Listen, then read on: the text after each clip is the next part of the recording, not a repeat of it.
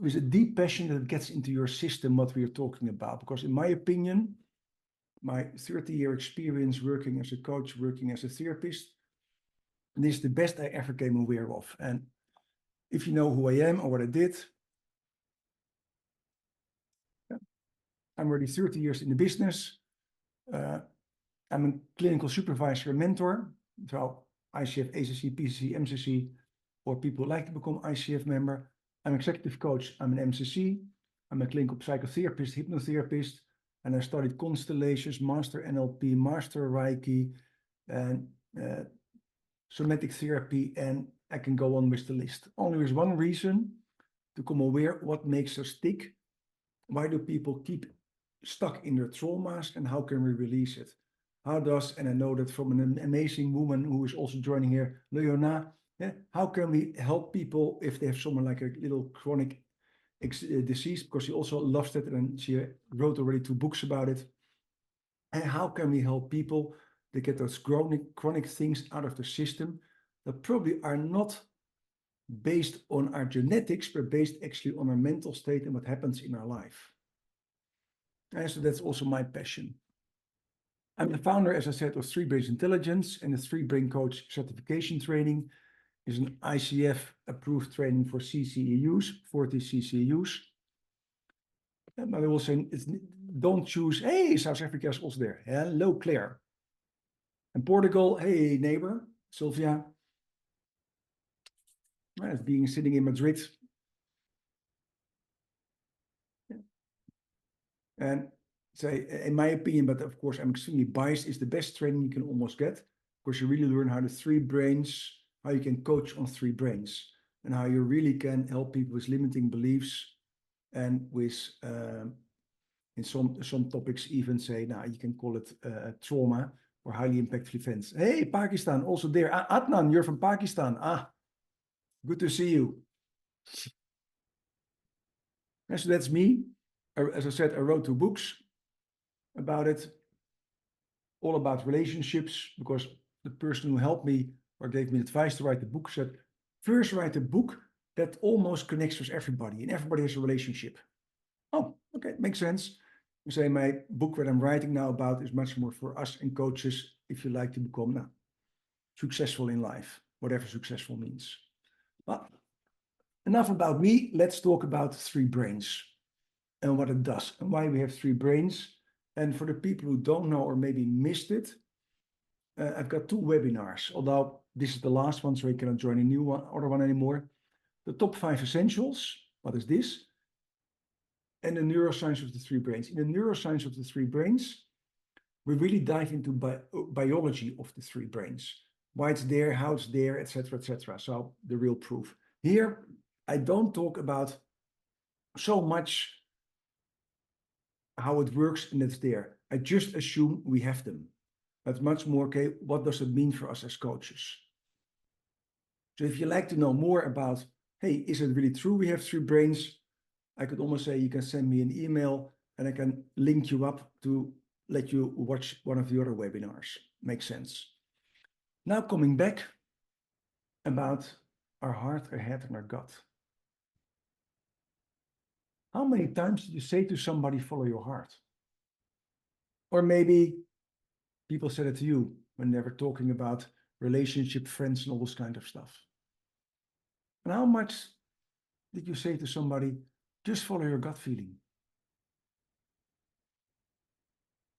And the question I always had, because I use those sentences really a lot, and I just saw that my social media manager, assistant, helper, put on LinkedIn a little WhatsApp of a little video of Jeff Bezos, the Amazon guy, where he really states, I always follow my gut feeling when I talk about business decisions.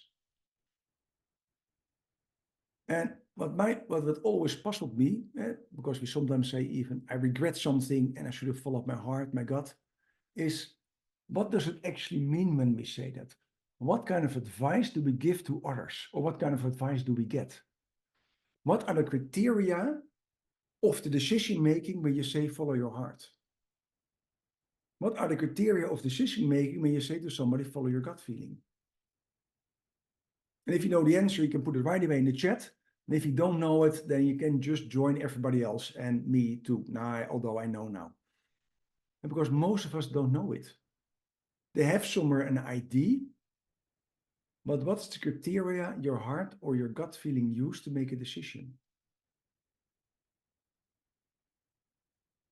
And then most times, that's the only moment I get a lot of coaches silent. Because then I think, don't know the answer. And a deeper consciousness. That's beautiful, eh? What you say, Florence, a deeper consciousness. That is not criteria, deeper consciousness. And as I said, I studied once commercial engineering when I was still young. And if I would say that to my professor this time, he would say, this is fake things. If you make on this a factory, Chris, it will collapse and explode. So what are the real criteria of the things? What are the facts? We'll come back to that later, so no worries. I'm just teasing you, Florence, but it's more because what you just shared is really true, but actually we also don't know. Most of us don't know. What is your heart feeling? What's your gut feeling? We all say it, but what does it mean? Eh? Even if you would ask Jeff Bezos, what does it really mean? He probably would become silent. That would also be nice to get him silent, but probably have it. Another thing is say, let's talk about things we experience or almost all experience once. Okay? The most famous one is procrastination. Who of you ever had that issue with procrastination? And you don't have to raise hands right away because then it goes really. Oh, Florence raised the hands. Okay. Or there's a question, or she says, I did it. So if you have a question, please unmute. If you say, hey, I do procrastination, then we keep it there. And the same with eating unhealthy.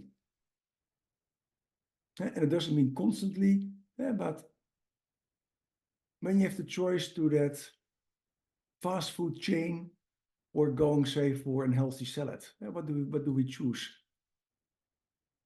Or maybe for constantly.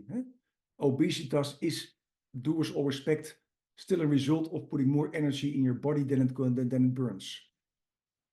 Setting boundaries or saying no. And saying no to other people and actually saying yes to yourself. Communication of hard decisions, bad news talks with employees or colleagues or clients. And you found it hard to do. Or maybe depressions or anxieties. Almost everybody did at least one of those in their life, or maybe still do it. And I will not say you have it because you don't have a depression or an anxiety. You do it. And it's not to insult you, because we're not born with depression or anxiety. And if you do a blood test, yes, you will find, say, some higher markers in your neurotransmitters, but it doesn't mean you have a depression based on that. Because the neurotransmitters you can influence by yourself. You can change them. Even if you're chronically depressed. Research shows that. So does it make sense to do this? Absolutely not. So if it does not make sense and our head knows, then who is inside us in charge to make these quote, quote, bad decisions? By the way, procrastination, and I know that some people would say, I work the best under stress. So at 11 o'clock in the evening, I make my best presentation. Later on, we discuss it, but actually your prefrontal cortex is turned off when you're in a stress state. So all your creativity and new ideas actually don't work. So yes, you work much harder because a stress state creates a lot of cortisol, but your creativity and new ideas, SUCK. So for all those people who think I work the best under stress, it's not true. You work the hardest under stress, but not the best. Okay, so it doesn't make sense. Somebody's in charge of us. So a little check how we make decisions and how easily we can change decisions. So for everybody who has the screen off, please look at the screen here because I love to hear your answer. And by the way, if you are all coaches, I know already what you're going to answer on this question. So just imagine for a moment, you're working as a manager in a company. You have 10 employees. The company is making a severe loss, and there's an urgent need to take action. The board decided 5 of your employees of your department should be made redundant. You become aware 10 employees have the same competences.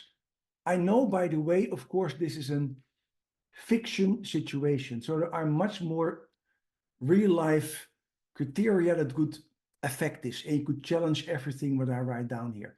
So it's not about challenging everything I write down here, but based on this, just make a decision. The board gives you 4 options to think about already. The first one, they say, no, you let go of the 5 older employees. It's the best choice for production, as the job is really physical. But based on their age, we can assume that they never will get a job anymore and will have negative effects on their income and finances. The second option is you let go of the 5 younger employees. They find an easily a job again, based on their age and experience. So you could say everybody has a job again. C is they say to you, you can go for LIFO. Last in, first out. It's not age related. 5 employees worked more than 15 years for the company. 5 others entered the last 2 years because they thought they would grow like mushrooms. Didn't happen. So what does it mean for your team? Your team will then have 3 older and 2 younger employees. The last one, they give you an option, say, you can also start talking to your team first and see maybe who likes to volunteer, and we still have some money left, so we can give them some decent compensation if they like to leave.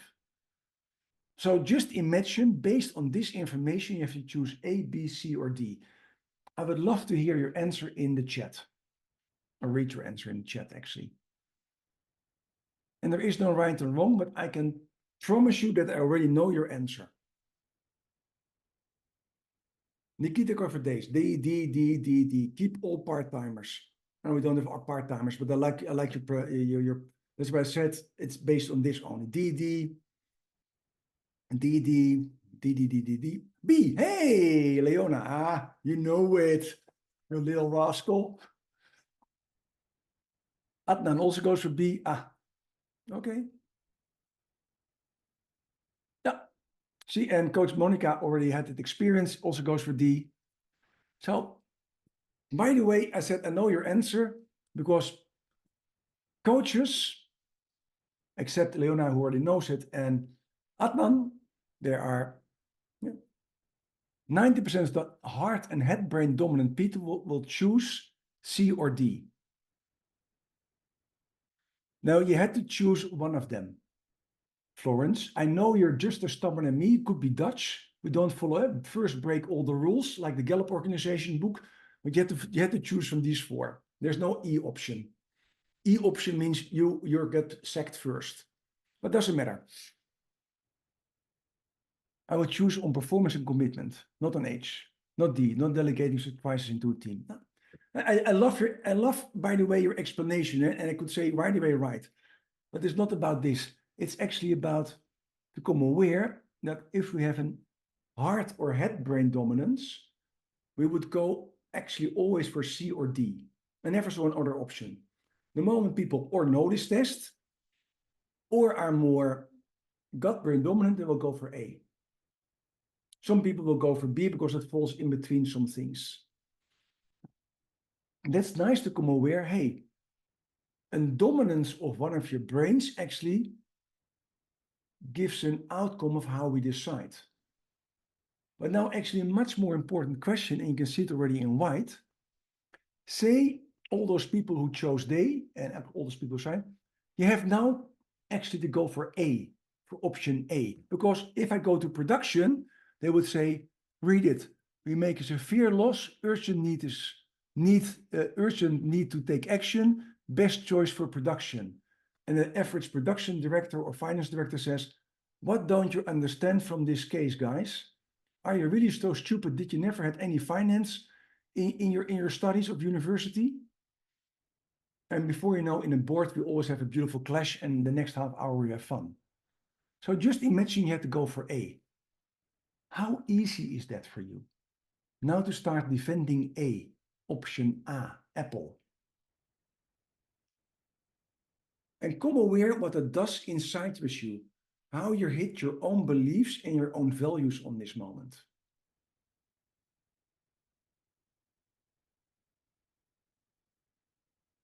And I know from sure from all the tests and all the trainings I did that we have an issue with changing. Like the production director cannot go for C or D, or the finance director, and the HR manager does not like to go for A, for the apple. Because their belief systems and values hit them. And for everybody says, no issue, I can go for A, love to see them in the chat or with a hand raising up. Because then you can look around and you come aware that almost nobody is lifting their hand. Okay, now I'm going to be Dutch and shock you. So you are the most trained person in self-reflection, in other kind of trainings, how to help people, how to work on change, and a couple of times a day you work with clients to help them change. So if you have an issue now with changing, then how easy is it for all your clients? Or are they much better than you in change? You don't have to answer this question, by the way, but I like that it really comes into your system. Change is extremely hard because it hits one of our other brains. It hits our values, it hits our beliefs, it hits our experience. And that stops us from changing somewhere. We will come aware later on how it works also biology-wise. But I'd like you to make aware that knowing what is good doesn't mean we do what is good, whatever good means. And that changing to another option for us is extremely hard. Because I did not see any hand going up or in the chat, easy Chris, I go for A right away. And I know it's confrontative, but it sounds for all of us. And by the way, I will give you later on a reason. Biology is also one of the reasons why we cannot change easily. But just think, if you cannot change, why does your client change then so easily after 1 hour with you?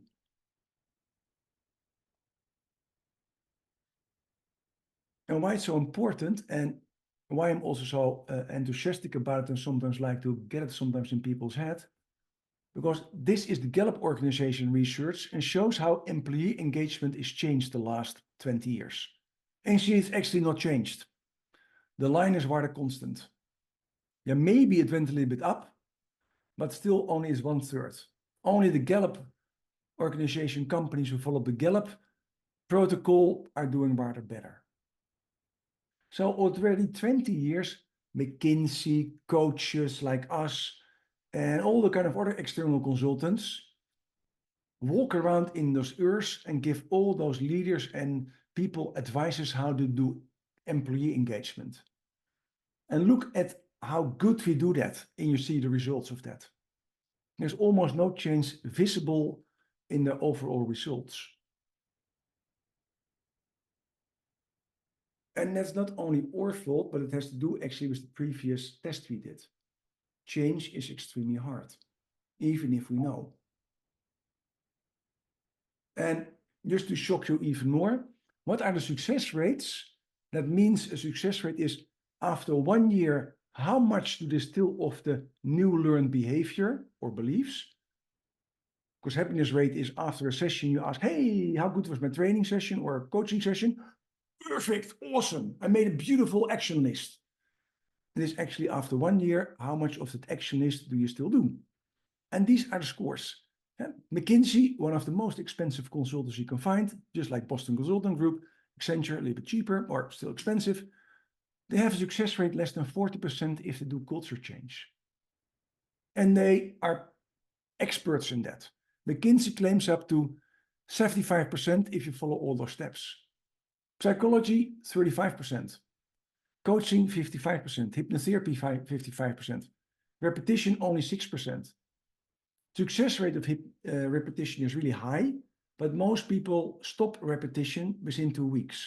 More than 80% stops with doing the exercises within 2 weeks. And if you stop within 2 weeks, even if it's 1 day, you need 1 extra week actually to catch up with that, to change the habit. And the funny part is, and people who saw me already earlier know I got a heart valve replacement surgery 2 months ago because I inherited a beautiful gift from my dad, and not really functioning heart valve. My surgeon said, my success rate is 99.9%. So isn't it amazing that we actually go to surgeons and to dentists and to whatever who have these kind of success rates? Would you let McKinsey do your heart valve replacement surgery? Now, please not with that success rate.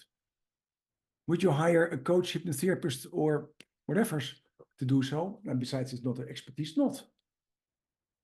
Why is it acceptable that our success rate on average is less than 1 out of 2?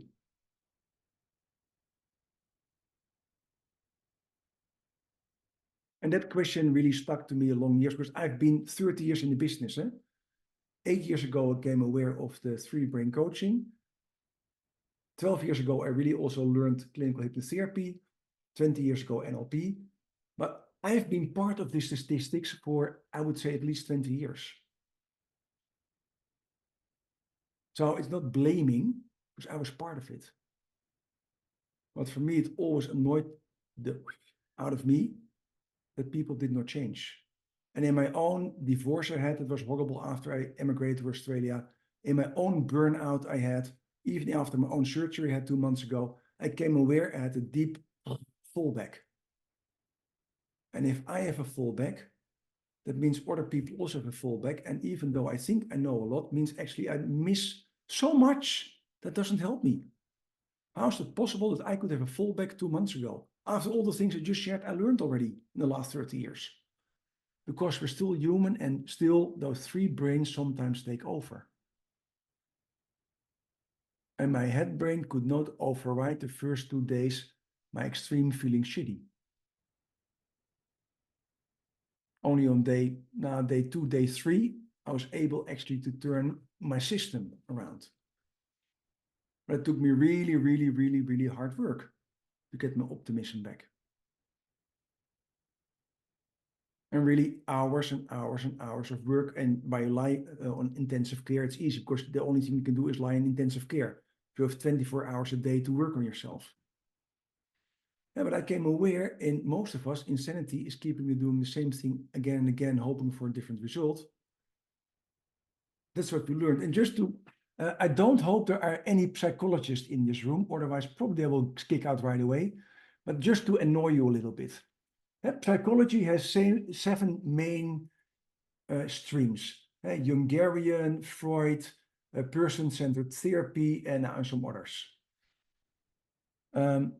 You study for that 4-5 years. What is the CBT? I forgot CBT. That's one of the most popular ones. What is the latest inventions of psychology to work with clients? One is mindfulness. And I think mindfulness is invented by psychology 5 years ago. And of course, every man now in Asia, he says to me, Chris, are you really freaking out of your mind? It's already 3,000 years old. Mindfulness. Did you ever read about Buddha? So that's the latest invention of psychology. Adding mindfulness to CBT. The second invention, what they did is EMDR. Desensitization of eye movements. And Shapiro, a psychologist, said he invented it more than 20 years ago. Everybody who did NLP knows that 50 years ago, NLP already spoke about eye movements and different kind of eye experiences. There are many techniques about that. So just imagine you study 4-year psychology and you come aware actually that your treatments only can be really boosting up if you use a 3,000. Now I know I turned the screen black, otherwise you look at the screen constantly. And the latest research is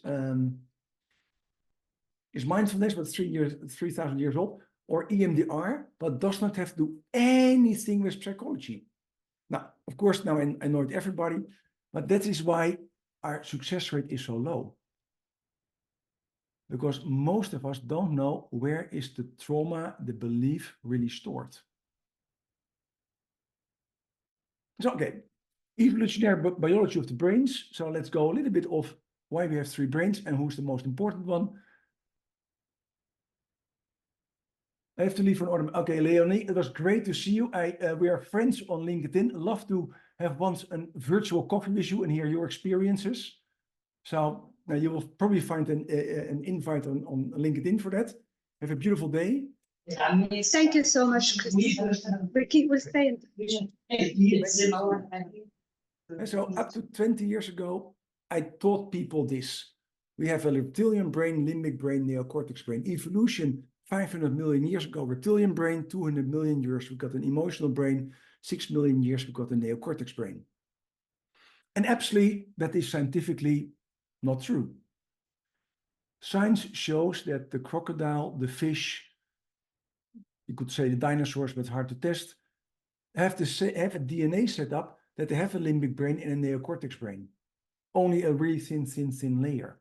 So if that is true, our scientific idea, we have reptilian brain, later on an emotional brain, later on a neocortex brain, does not work anymore. We cannot say it anymore. So that means how they work together is probably also not true.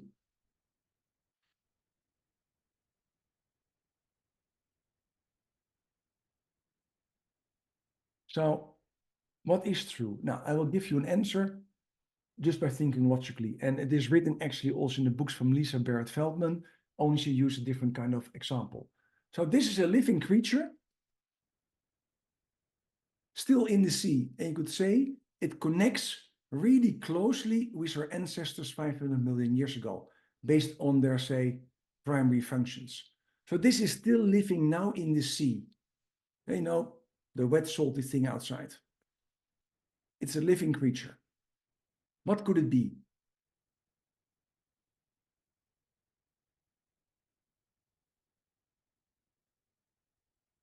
I see a lot of silence, nothing in the chat. I will help you. For the people who love vegetables, a lot of them buy it and it's green on that moment. And something like this size, green and this size.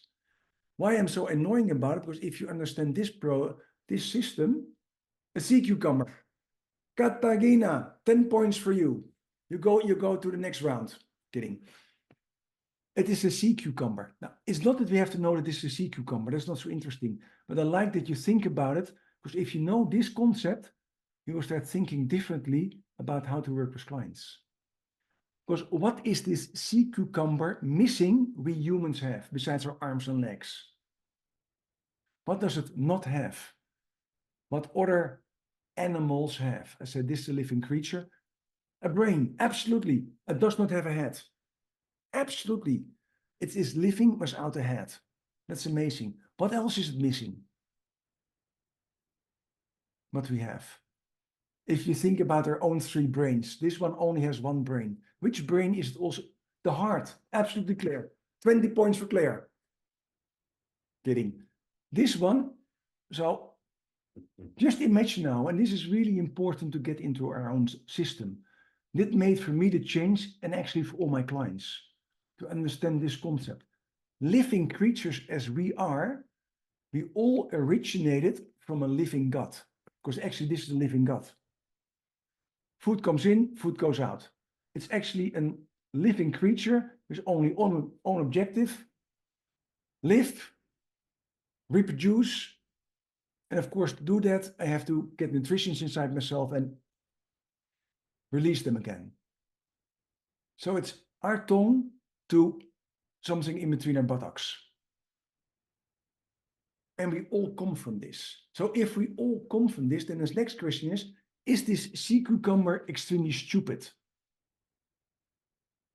Stupid in a sense, it does not know how to survive. It does not know how to reproduce. It does not know to escape enemies. Or can it actually do that? Do you think that sea cucumber can reproduce, escape enemies, and actually heal himself? In that sense, intelligence theory, yeah, absolutely, yeah, with the gut. So our gut system has an instinctive survival mechanism. An intelligence to escape enemies fight and flight, reproduce, and get the nutrition in and digest it. So if you now think about it, if we are made based on these premises, then probably our own gut could still have the same intelligence. That would make sense, isn't it? And actually, that's true. Michael Gershwin, who already is here in the name, wrote a book about it 30 years ago. And that book is called The Second Brain, where he describes that we actually have 500 million brain cells in our gut system. If you'd like to know about it, I would say go to the other watch my other webinar. I'm not going to dive deeper in it, but we have a gut brain, and it can act independently. It can make decisions independently. And just like the sea cucumber, it has the same intelligence as the sea cucumber in that way. It knows how to survive, it knows how to reproduce, it knows how to digest things, it knows in survival to make the decisions what is good for me. So your gut brain, or our gut brain, has one responsibility to keep us alive by establishing personal success and safety, just like for the sea cucumber does. I'd like to have personal success, so I like to reproduce, I like to have food, and I like to survive. I like to be safe. How do we as humans notice it? It's not emotions, because how emotions are made, according to Lisa Barrett-Feldman. We have sensations of fear, anger, and rage, and the fight and flight response, what also the sea cucumber has. It has lust and desire, but helps you to get food or to reproduce, hunger and disgust, to eat the right stuff, and don't eat the wrong stuff. And we still have it. We have all those sensations inside us. And our own gut, based on their own sensory systems, can release these kind of sensations to us. Research shows that your gut can make a decision without that our head knows, and easily is not aware of it, that it happens. And then we go to quantum physics and to other kind of things if you become aware and light how it has that sensory system. Your heart brain, or our heart brain, has a totally different role. Here, where the gut brain says it's all about me, myself, and I, the narcissistic, egocentric brain, the heart brain is totally the opposite. It's the one that loves to bond and loves to connect. What makes sense? Because where do you feel love? Okay, lust you feel in your genitals, love you feel in your heart. Is that not true? And all the men really know the difference, because they see they have a physical even reaction there. Sex is done with your love, is done with your heart. And if I now shock you, it's just to get that system into your head, because sex is all, for a lot of people, still taboo to talk about. That's why I use it. And it makes sense, because when we were born, let's make a difference. A zebra, you know, that white and black striped animal in Africa, a zebra, when it is born, can stand up in half an hour, and within 40 minutes, it can run away from a predator, the lion. So when we were born, how much time did it take you to be able to stand up and to run away from the dirty guy at the end of the street? Could you do it in 40 minutes after you were born? I couldn't. According to my older sister, before I could do that, I was probably 8 years old. Yeah, according to my sister, I was not the smartest. So our survival instinct is based on bonding. If your caregivers, your parents did not care about you, we would not be here.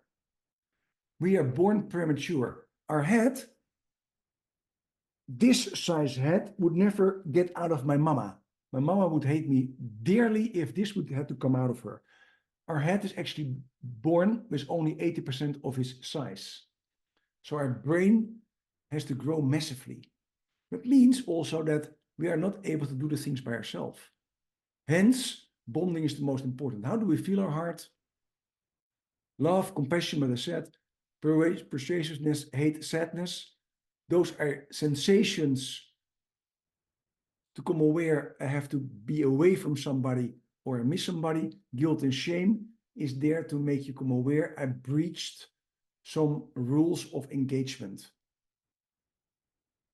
You feel guilty or shame when you betray somebody, when you say yes and do no. And that's there to keep the relationship good. The last thing, our head brain also likes to keep us alive. But did you ever think about why do we have such a big head? Why do we have all those memories? What's the use of having so many memories and so much knowledge? What is useful about that you know yesterday that you should not say this to your colleague or boss?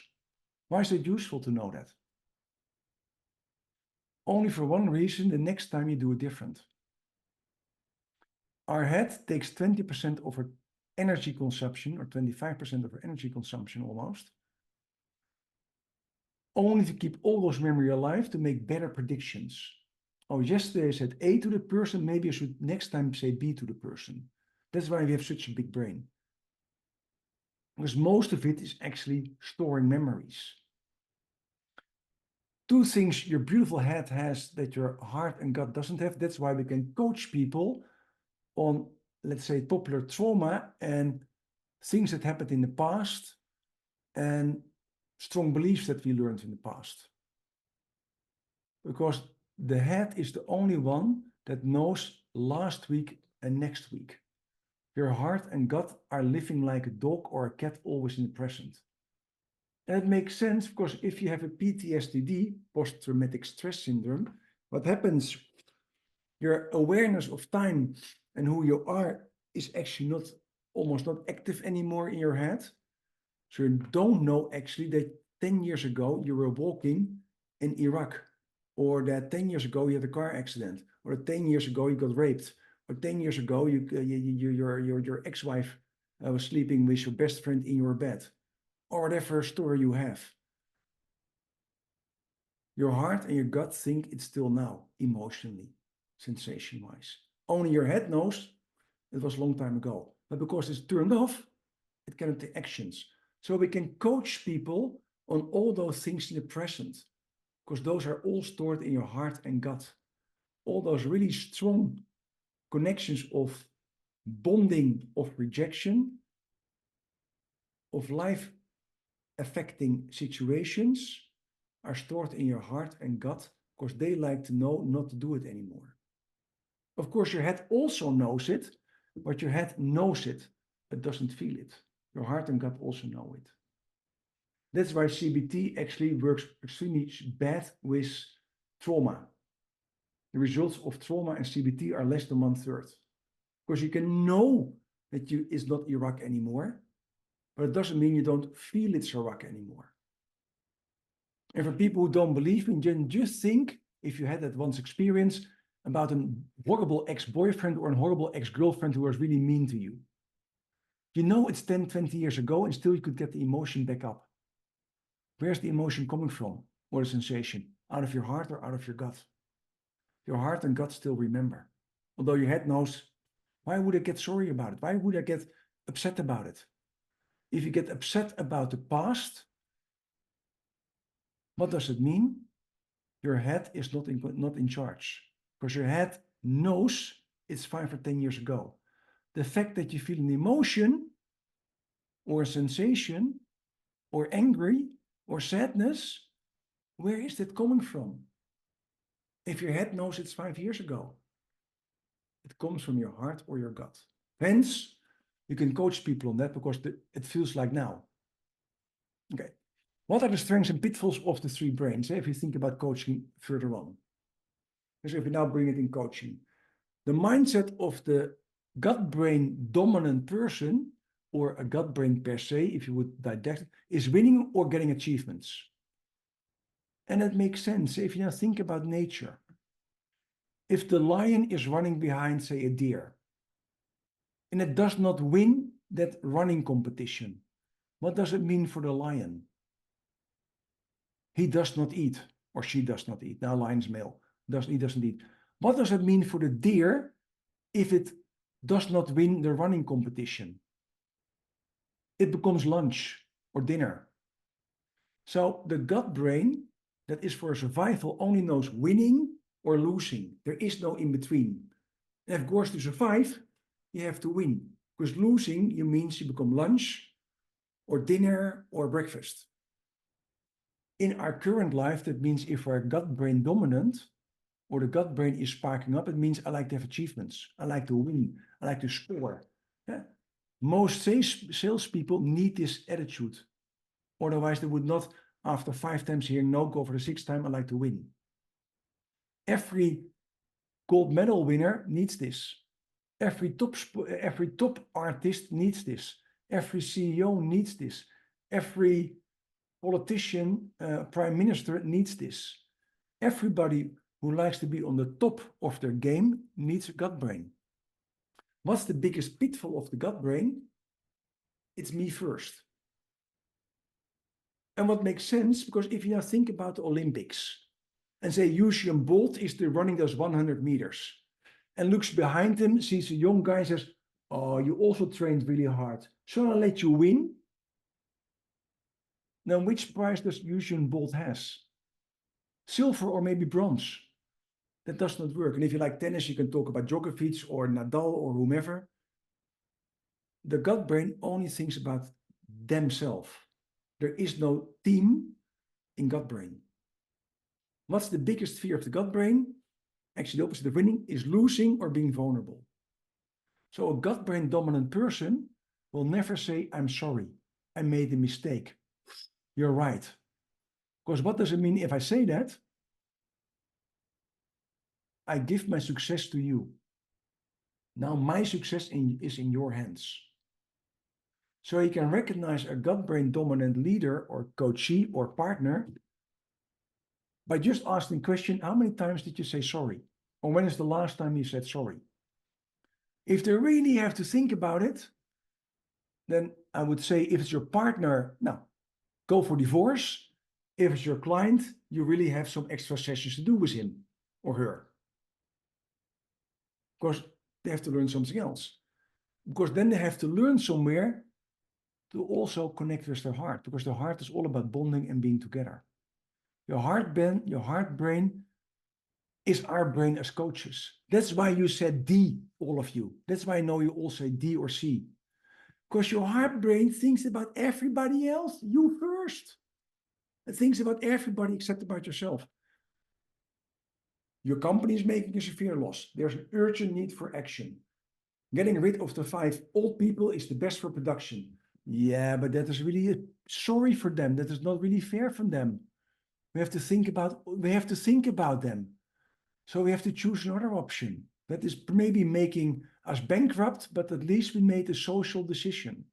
Of course, I make it extremely crazy now, but that's how your heart brain thinks. You first.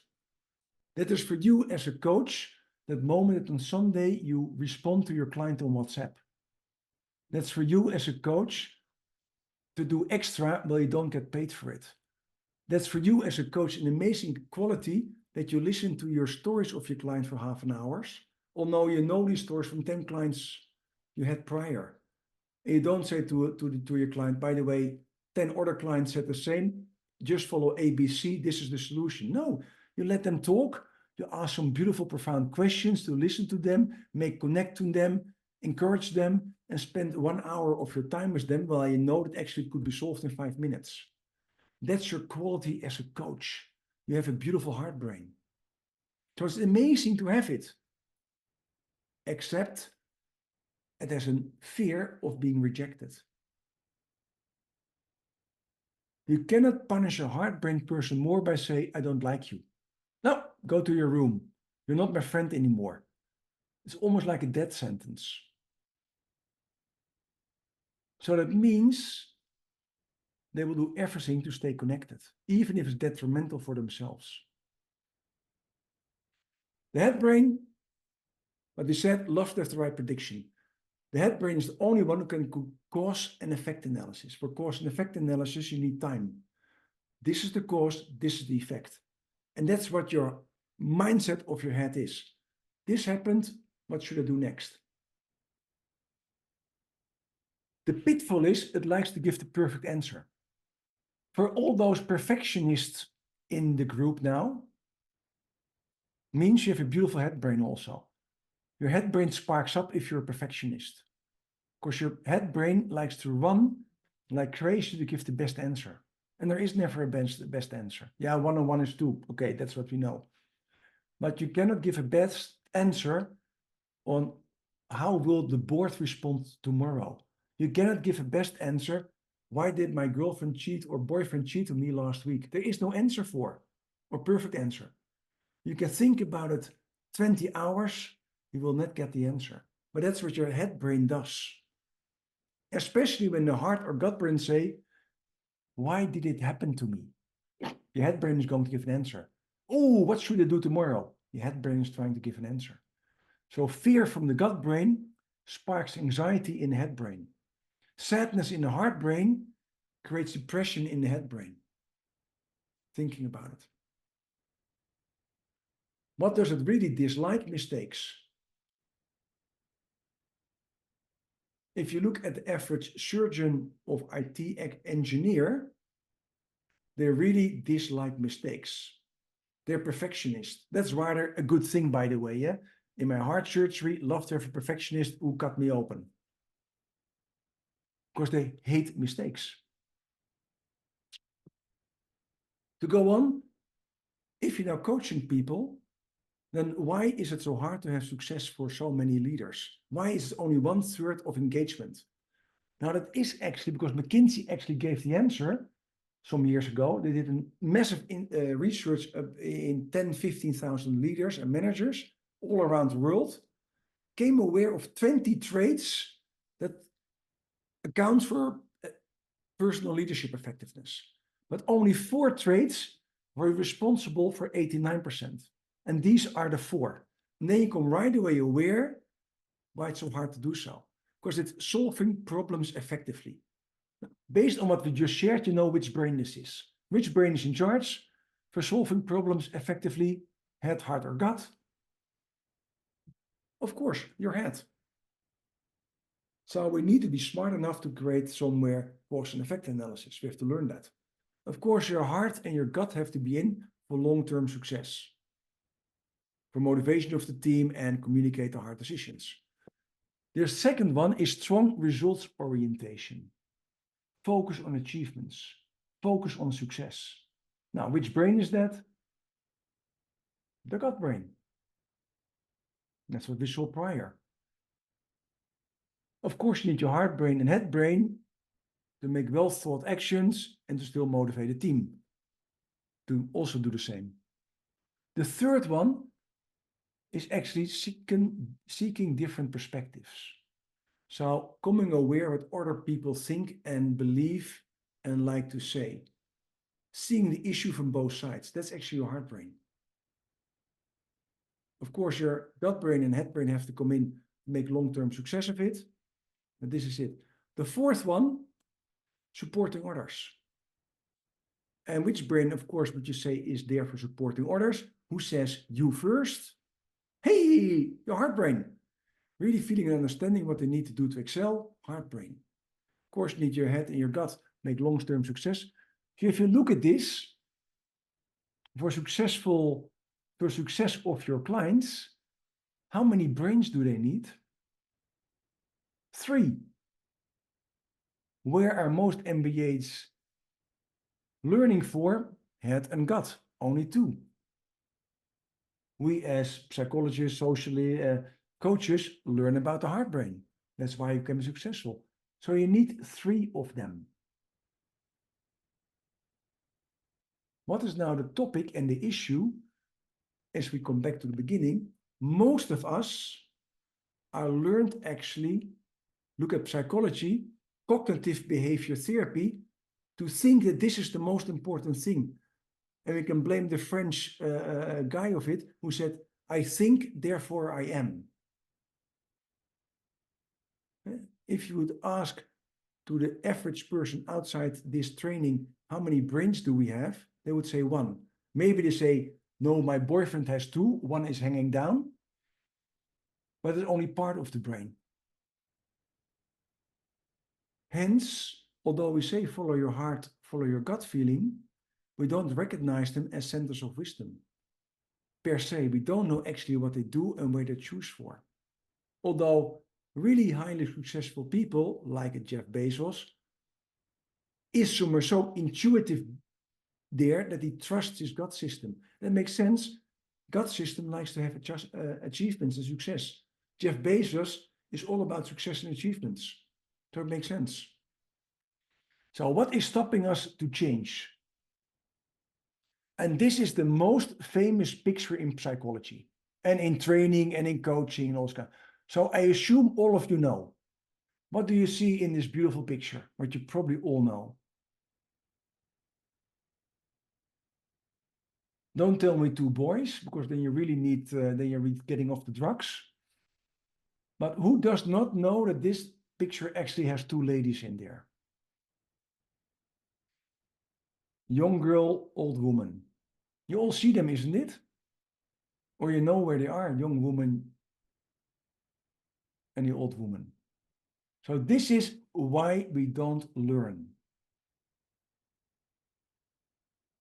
And I think, how do you mean, Chris? This is why we don't learn? Because this is what we call the law of association. 30%, your three brains use more than 40% of your daily energy.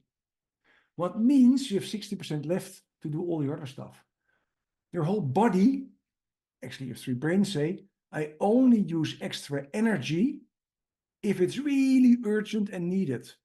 Otherwise, I use the law of association. What's the law of association? That is this cup. If I say this cup, what do you think it is? And even hanging this out, so it's almost a no-brainer. People say this is a teacup. Why?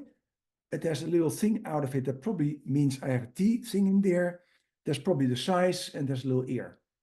But whom of you really had this cup in his hands once? This is a crusette. Crusette makes those beautiful iron cast pans that are freaking heavy. French.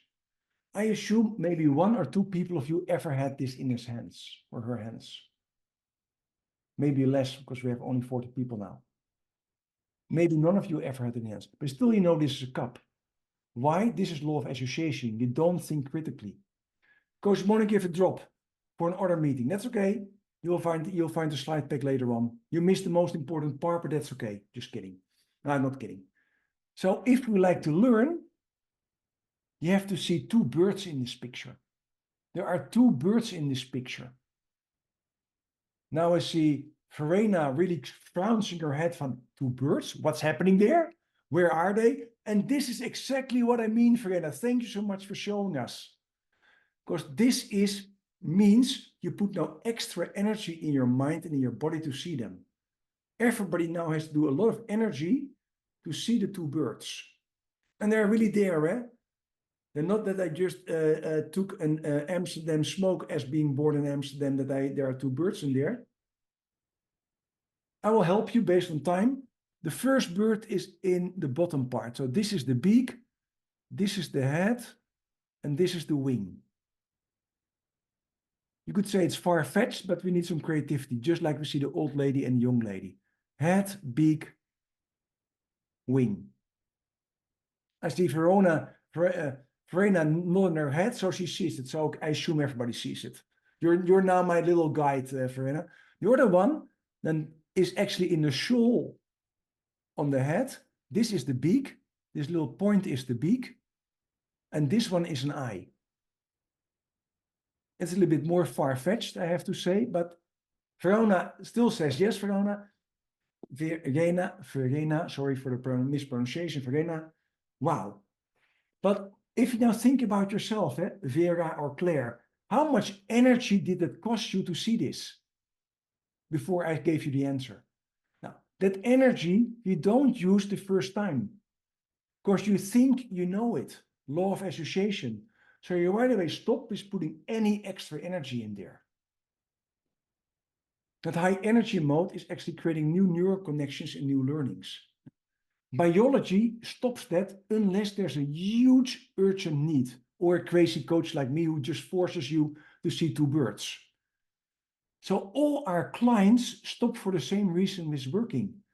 Yeah, I got coached by Verena or by Sofadi, if I pronounce it correctly. Sofadi used an assistant. Last nice name, assistant, as last name. Kidding, could not resist. Eh?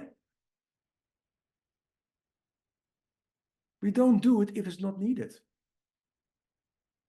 So your coach makes an action plan, goes back to his or her normal work, and thinks, yeah, it was a nice session I had with Verena. Yeah, probably I should talk about grow with my people. But you know, actually I have some other things to do because there is some urgent things on my table. Okay, I do grow next time. I do grow next time. And your whole session about grow is actually waste of time. Or the other kind of action plans they made. Of course, there is no real urgent need. They don't get sacked. They don't get right away loss of money.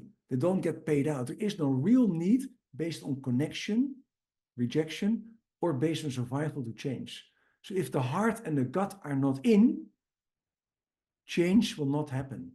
If there's no survival need, is there no need to stay bonded, people don't change. Pitfully, luckily, because otherwise it's just a waste of energy. So if we would catch up with all the things about blocks or change, the head goes for the right prediction, the heart goes for belonging, we have personal success for the gut, 3 different kind of objectives. So following if you now ever say to somebody now again, follow your heart in an advice, you say actually you first. Choose for the other first.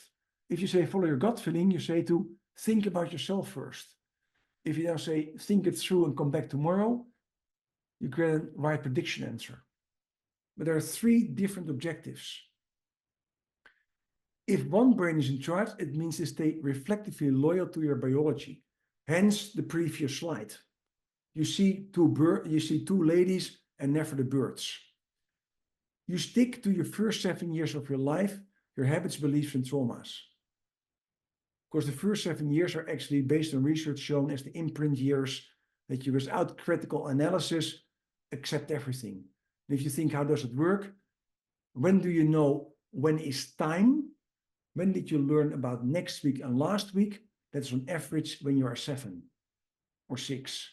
Before that, there is no time. So before that, everything is learned in the present and there is no cause effect, so everything gets, without any critical thought, accepted.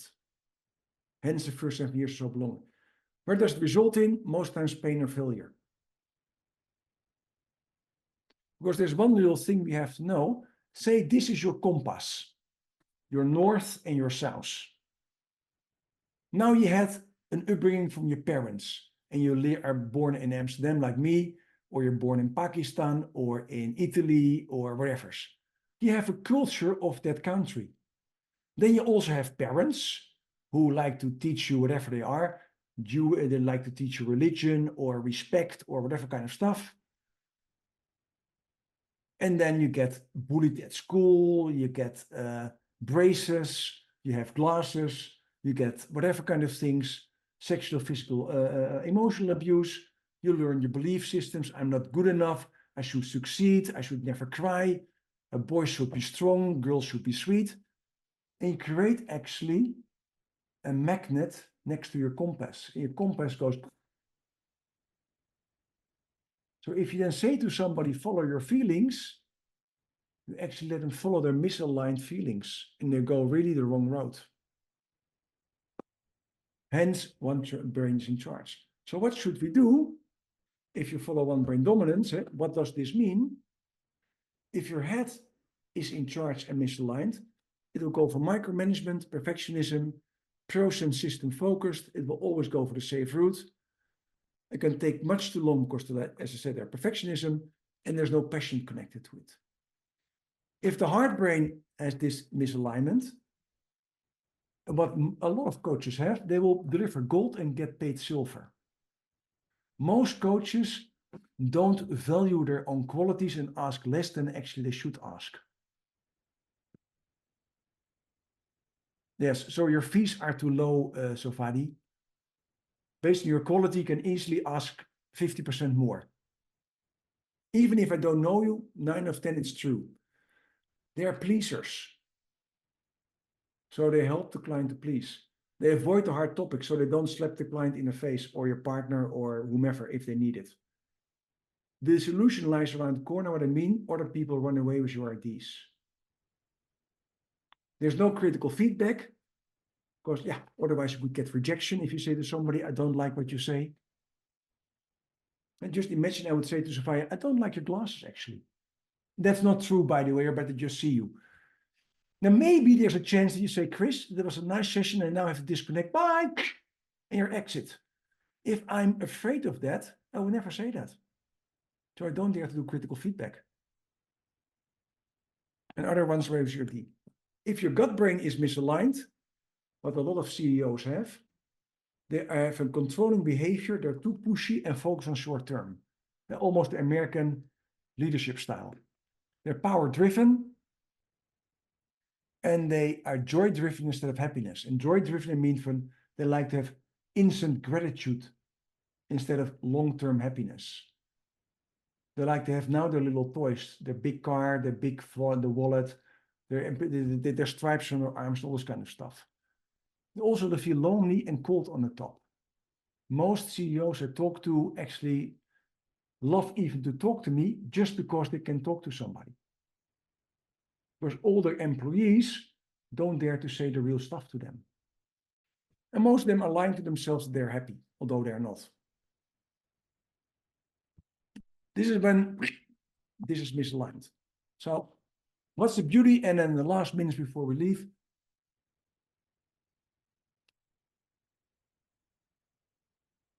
Yeah, Michelle, I use actually the definition of the Dalai Lama, the art of happiness, where he describes joy is a short-term pleasure and happiness is long-term pleasure. So I swapped the thing. So there's more a word choice. So in that part, you're also right. Then just change the words. Joy is short-term, happiness is long-term for me. If you see it differently, it's a different thing. But then you can just read The Art of Happiness from the Dalai Lama, book I think from 10 years ago. Then you come aware what I mean. So the good thing is now let's go back to coaching. We can come aware which brain is talking. Hence why my book is called like that. Because just like an NLP, just imagine and say, what you just said, I cannot digest. Or you say, no, I don't understand what you mean with that, Verena. Or Aparma, I cannot get my heart around this. Hey, then we hear actually 3 brains talking. And in our coaching, we can come aware about which brain is talking based on what the client is saying. So we can come aware which brain is actually protecting, so likes to keep the old system alive, your old habits, your old beliefs, your old coping mechanisms. Which brain is willing to support the change? Oh, I think this is a good idea. I think this is a good idea. Ooh, but it doesn't feel really good for my career.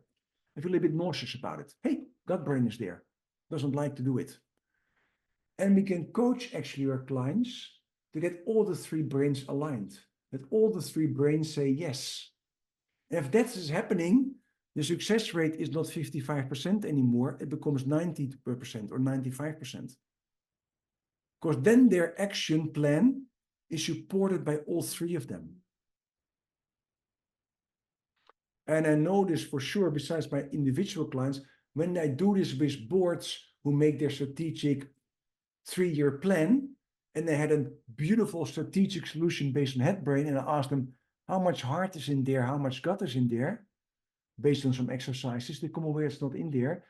We worked 2 or 3 days on it to get their heart and gut aligned with it, so they changed the program that their head, their heart, and gut makes actually a new strategic plan.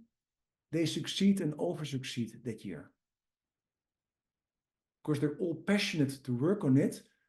They all know it's good for them. And they all think it's logical to do so. Now there are some other things you find in the slides, but based on time. So if you think about leadership, you need all 3 of them. If you think about us coaches, we also need all three of them because we are also our own leaders. So what happens if you don't align your brains?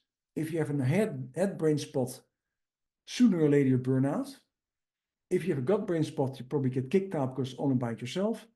If you don't use any brains, you're totally in a stuck spot and probably get chronic diseases and you fall out. So green is engagement with others. The other green is follow my own beliefs. So we have to go actually to the sweet spot where our heart brain and gut brain and head brain is in, and we outperform. Okay, Adnan, have a great time in Pakistan. Love to hear from you in the future. So how to do that is learn and master the unique language of each brain. So when we talk and when our clients talk, we become aware, hey, what are they saying? Which brain is talking? Secondly, which brain is dominating the conversation? Are they more talking from the head, the heart, or the gut? To come aware actually which brain is silent, because the silent brain most times stops the change, because it doesn't communicate now, but will later on stop it. Having aware brains are misaligned. What I mean, there are strong beliefs, habits of trauma in there. No, Chris, I'm a Christian, so I never do that. No, Chris, I got already three times sacked in previous jobs. I will never do that. No. I don't believe this is really good for, say, my relationships with other people, because this is what we never did in our family. All those kind of things. Those stop actually to see the broader perspective. So we have to compartmentalize those things, because how I was raised with my parents doesn't have to do anything how I work now. It's a different compartment. My trauma from 20 years ago is a different compartment, etc., etc. So we can work on that. As a coach, because if I talk about it, we don't have to become a therapist, because your heart and gut live in a now. So you don't have to analyze the whole freaking past. You can just change it in the now and in the future. That's the beauty of it. We as coaches can do amazing stuff. Unblocking the brains so you can be part of the conversation. You can do it as a coach because your heart and gut only know now. And last of them, create consensus and everybody's happy and gives you a high five. Get there. Now, last part of the thing, there's a gift you if you ever like to master this. So it means you follow my training, you get a 200 euros discount. Next training ends this month. Other one in September. They're almost all full, so if you like to do it, be quick. If you don't like to do it, just as good friends. If you like to have the cheapest solution, just buy my book and you can aware much more about the three brains. 8 euros on Kindle. You can also buy it as paperback, by the way, on Amazon. If you like to know what your free brain dominances is, do the free test.